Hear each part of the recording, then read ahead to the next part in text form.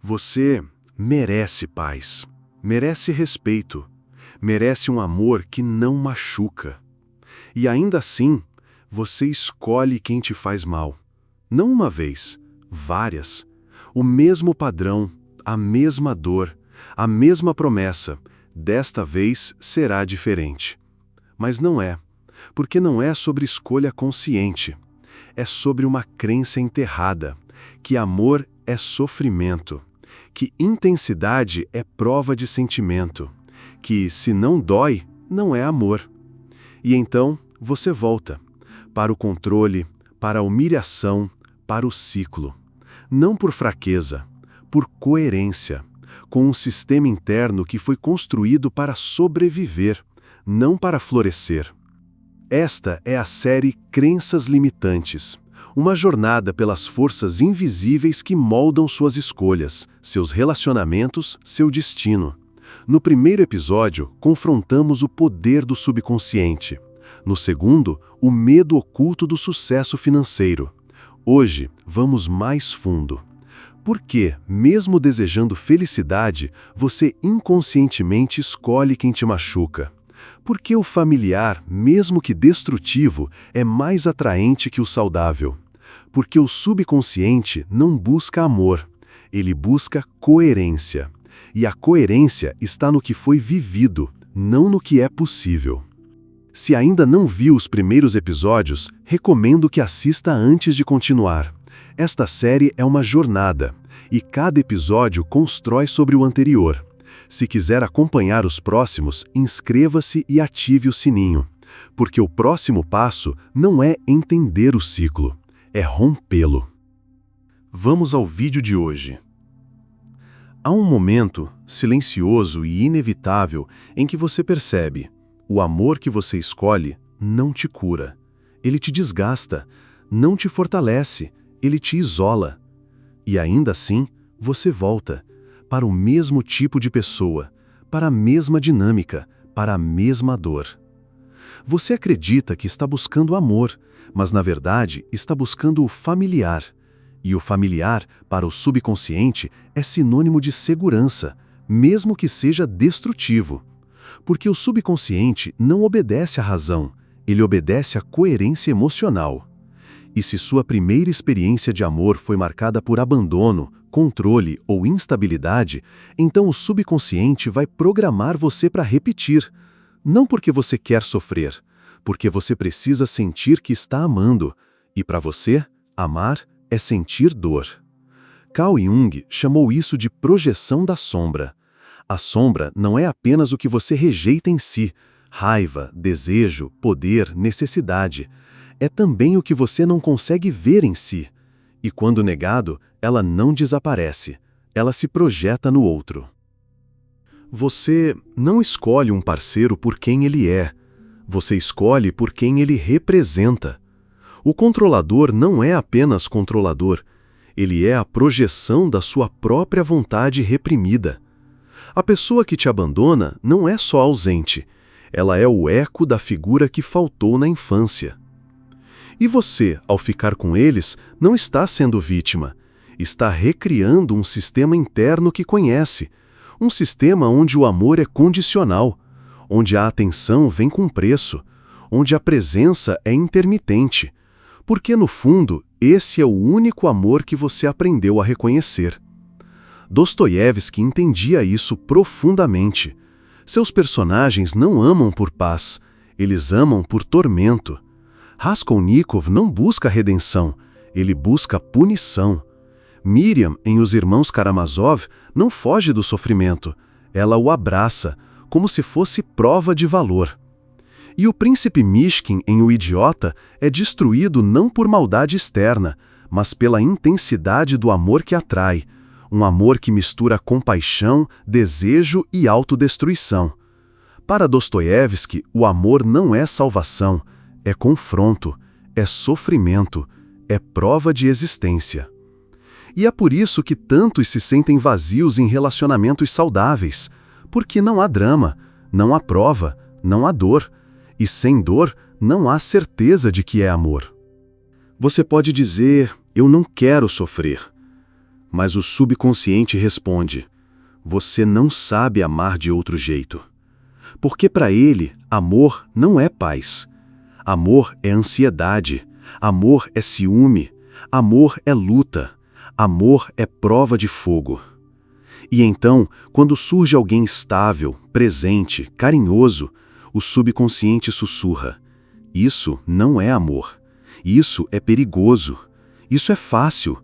Isso não prova nada. E você, sem entender, se afasta, ou provoca, ou cria uma crise, para testar, para ver se dói, porque se não doer, não é real. O amor tóxico não é um acidente, é um destino programado, um ciclo que se repete não por falta de inteligência, mas por fidelidade emocional, fidelidade a um sistema interno formado na infância, onde o afeto foi condicionado ao drama, ao abandono, à instabilidade. E quanto mais você tenta escapar, mais o subconsciente conspira para te trazer de volta. Porque para ele, o perigo conhecido é mais seguro que a paz desconhecida. E o amor, nesse sistema, não é um ato de entrega, é um ato de sobrevivência, um teste constante. Será que eu sou amado mesmo quando desafio? Mesmo quando falho, mesmo quando exijo? É por isso que tantos se sentem desconfortáveis em relacionamentos saudáveis. A ausência de conflito não traz alívio, traz desconfiança. A estabilidade não traz segurança, traz tédio. A presença não traz paz, traz medo. Medo de que, se não há dor, o amor não seja real. E então, inconscientemente, você provoca, você testa, você cria crises. Você escolhe quem te ignora, quem te humilha, quem te faz sentir que precisa lutar por atenção. Porque, nesse jogo, você sabe as regras. Sabe que, se sofrer o suficiente, talvez seja amado. E se for amado quando sofre, então o amor é provado.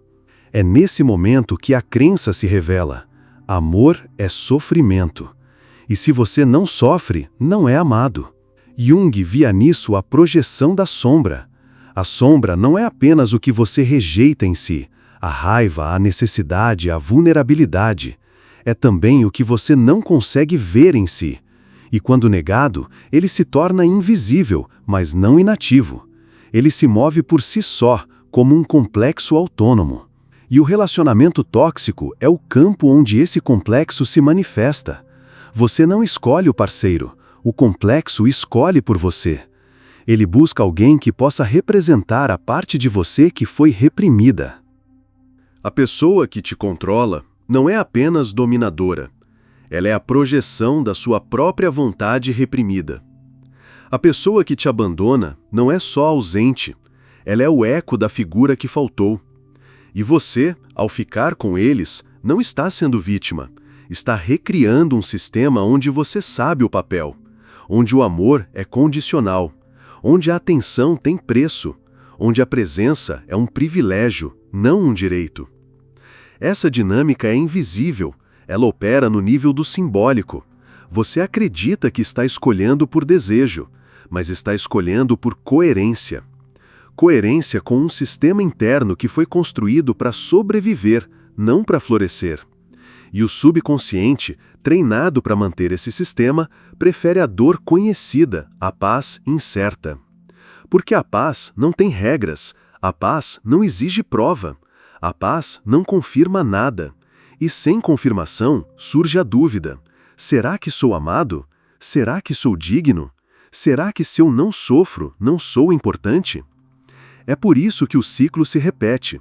Você encontra alguém novo, parece diferente, promete paz, oferece estabilidade, e então, lentamente, o padrão retorna. A ansiedade cresce. Você começa a duvidar, a provocar, a testar. E quando o outro reage com distância, com frieza, com abandono, você sente: agora sim é amor. Porque agora há dor, agora há prova, agora há certeza. E nesse momento, o subconsciente sussurra: você está no lugar certo. Porque para ele, amor não é paz, amor é conflito, amor é luta, amor é prova de fogo. E se você não passa pela prova, não merece o amor. Dostoiévski viu isso como uma tragédia existencial. Em Os Irmãos Karamazov, Miriam não foge do sofrimento. Ela o abraça. Ela se sente indigna de paz. E só quando é humilhada, rejeitada, punida, ela sente que é amada. Porque só então o amor é provado. E o príncipe Mishkin é destruído não por maldade externa, mas pela intensidade do amor que atrai. Um amor que mistura compaixão, desejo e autodestruição. Para Dostoiévski, o amor não é salvação, é confronto, é sofrimento, é prova de existência. E é por isso que tantos se sentem vazios em relacionamentos saudáveis, porque não há drama, não há prova, não há dor, e sem dor, não há certeza de que é amor. O pior não é o parceiro tóxico. O pior é a ilusão de escolha.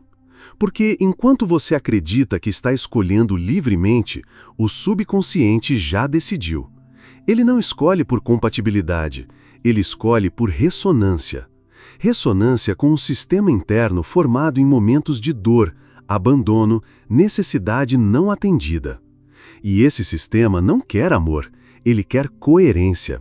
E a coerência está no que é familiar, mesmo que seja destrutivo.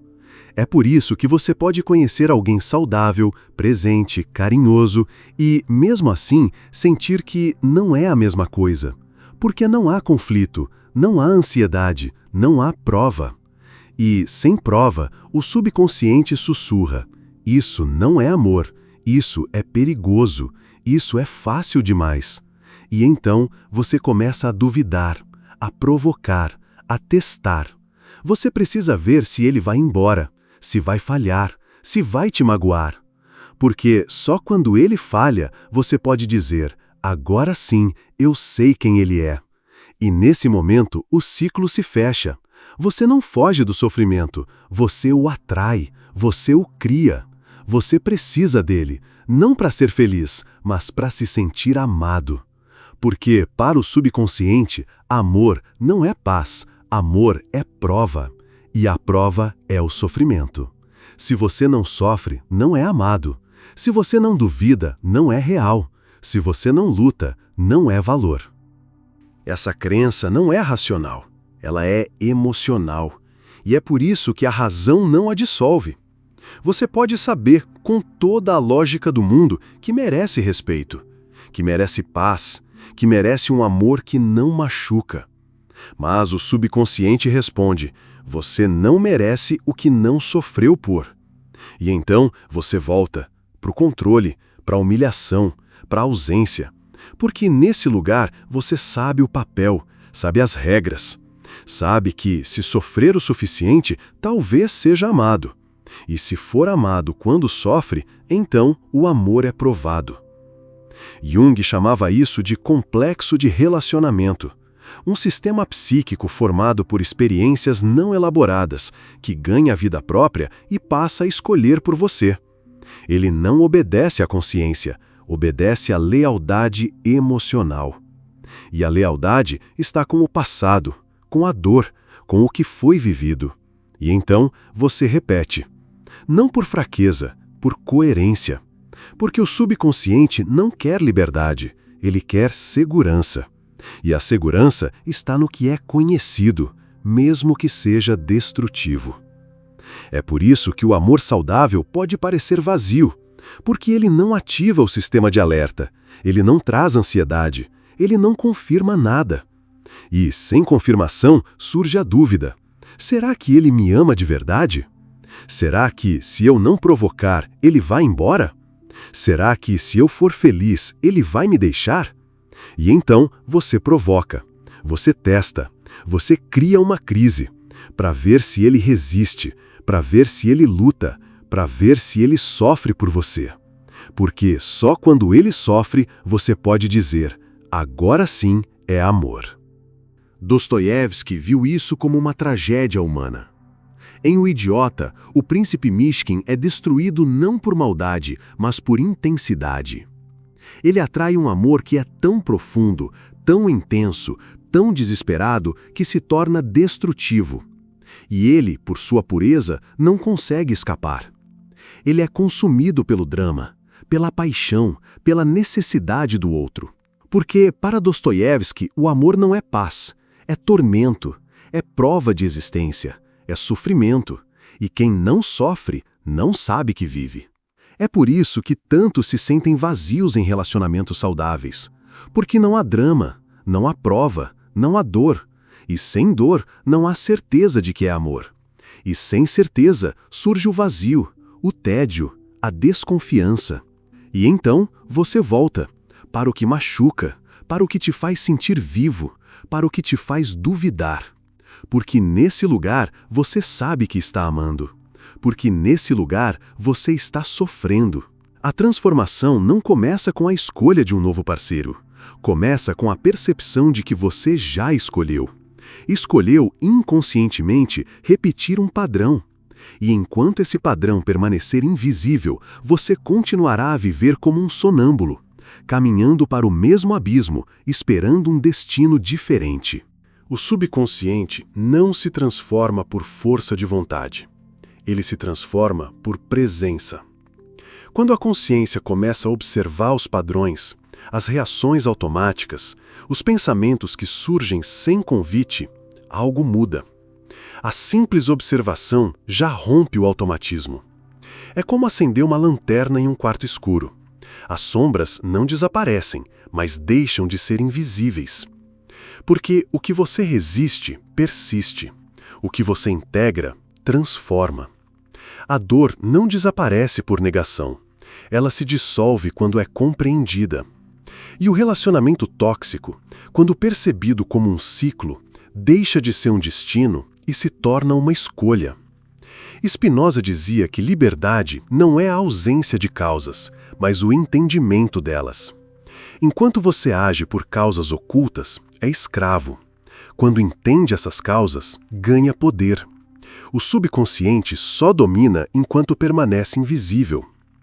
Não se trata de eliminar as crenças, mas de reconhecer que elas existem, de nomeá-las, de olhar para elas como um arqueólogo olha para ruínas, com curiosidade, sem condenação. Porque essas crenças, por mais destrutivas que sejam, foram criadas para proteger. A crença de que amor é sofrimento pode ter surgido em um ambiente onde amor e dor eram inseparáveis. O subconsciente não é inimigo. Ele é um guardião ferido. E só pode ser acalmado com compreensão, não com combate. A integração da sombra é o caminho.